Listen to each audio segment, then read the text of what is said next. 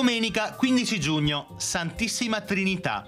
È il 166esimo giorno dall'inizio dell'anno, ne mancano 199 al termine. Il sole sorge alle 5:20 e tramonta alle 21:03.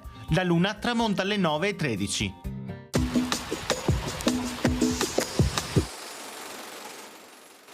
All'unanimità viene acclamato doge Bertuccio Valier. Essendo ammalato, può trasferirsi in Palazzo Ducale solo il 10 luglio successivo. Durante il suo dogado avverranno le famose battaglie dei Dardanelli contro i turchi, nelle quali morirono da eroi i capitani generali Lorenzo Marcello e Lazzaro Mocenigo.